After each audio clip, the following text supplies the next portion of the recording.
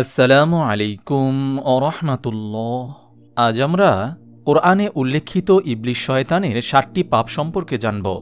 পৃথিবীতে মানুষের সবচেয়ে বড় শত্রু শয়তান। তার একমাত্র মিশন হল মানুষকে আল্লাহর রহমত থেকে দূরে সরিয়ে দেওয়া, মানুষের ইহকাল পরকাল ধ্বংস করে দেওয়া।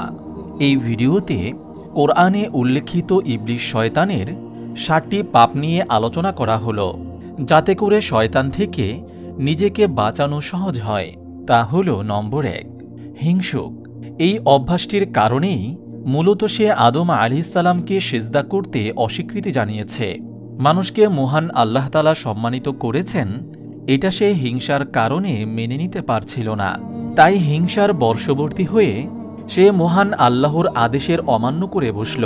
পবিত্র কোরআনে ইরশাদ হয়েছে, আর যখন আমি ফেরেশতাদের বললাম তোমরা আদমকে সিজদা করো, তখন তারা সিজদা করল ইবলিস ব্যতীত।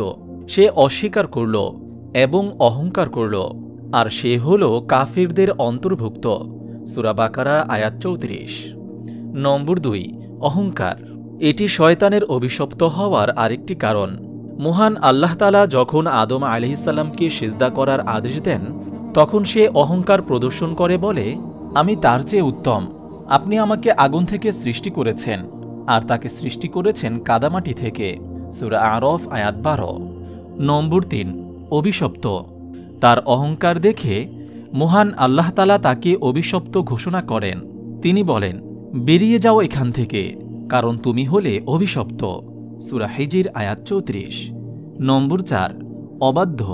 শয়তানের আরেকটি বৈশিষ্ট্য হল সে সবসময় আল্লাহর আদেশের অবাধ্য থাকে। এই অবাধ্যতার ধারাবাহিকতা শুরু হয় আদম আলাইহিসসালামকে সিজদা করতে অস্বীকৃতি জানানো থেকে।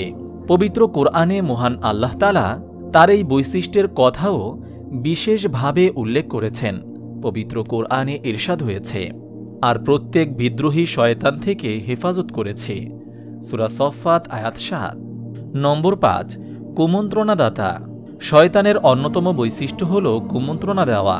সে মানুষকে সবসময় কুমন্ত্রণা দিতে থাকে। বিশেষ করে যখন মানুষ আল্লাহর ইবাদতে লিপ্ত হয়, তখন সে বিভিন্ন রকম কুমন্ত্রণা দিয়ে মানুষের সেই ইবাদত নষ্ট করতে চায়, মানুষের অন্তরের পবিত্রতা বিনষ্ট করতে চায়। পবিত্র কোরআনে তার এই বৈশিষ্ট্যের কথাও উল্লেখ আছে। পবিত্র কোরআনে ইরশাদ হয়েছে, বলো, আমি আশ্রয় চাচ্ছি মানুষের প্রতিপালকের, মানুষের অধিপতির, মানুষের প্রকৃত ইলাহর কাছে, আত্মগোপনকারী কুমন্ত্রণাদাতার অনিষ্টতা থেকে, যে মানুষের মনে কুমন্ত্রণা দেয়, জিন ও মানুষ থেকে। সূরা নাস আয়াত ১ থেকে ৬। নম্বর ৬, সীমা লঙ্ঘনকারী। সীমা লঙ্ঘনকারীকে আরবি ভাষায় তাগুত বলা হয়। এটাও শয়তানের একটি বৈশিষ্ট্য। পবিত্র কোরআনে মহান আল্লাহ তাআলা তাগুতকে অমান্য করার নির্দেশ দিয়েছেন। ইরশাদ হয়েছে, দিন গ্রহণের ব্যাপারে কোনো জবরদস্তি নেই। নিশ্চয়ই হেদায়েত স্পষ্ট হয়েছে ভ্রষ্টতা থেকে। অতএব যে ব্যক্তি তাগুতকে অস্বীকার করে এবং আল্লাহর প্রতি ঈমান আনে, অবশ্যই সে মজবুত রশি আঁকড়ে ধরে, যা ছিন্ন হওয়ার নয়। আর আল্লাহ তাআলা সর্বশ্রোতা সর্বজ্ঞ। সূরা বাকারা আয়াত ২৫৬। নম্বর ৭, অনৈতিক কাজে উদ্বুদ্ধকারী। শয়তানের মূল মিশন হল মানুষকে অনৈতিক ও অশ্লীল কাজে উদ্বুদ্ধ করে আল্লাহর জিকির থেকে গাফিল রাখা, আল্লাহর বিরুদ্ধে বিভিন্ন অযৌক্তিক কথাবার্তা বলানো। পবিত্র কোরআনে ইরশাদ হয়েছে, নিশ্চয়ই সে তোমাদেরকে আদেশ দেয় মন্দ ও অশ্লীল কাজের এবং আল্লাহর ব্যাপারে এমন কিছু বলতে যা তোমরা জানো না। সূরা বাকারা আয়াত ১৬৯। মহান আল্লাহ তাআলা আমাদের সবাইকে এই অভ্যাসগুলো থেকে দূরে থাকার তৌফিক দান করুন, আমিন। আপনি যদি এরকম ভিডিও আরও পেতে চান, তাহলে এই চ্যানেলটি সাবস্ক্রাইব করে পাশে রাখা বেল আইকনটি অন করে দিন।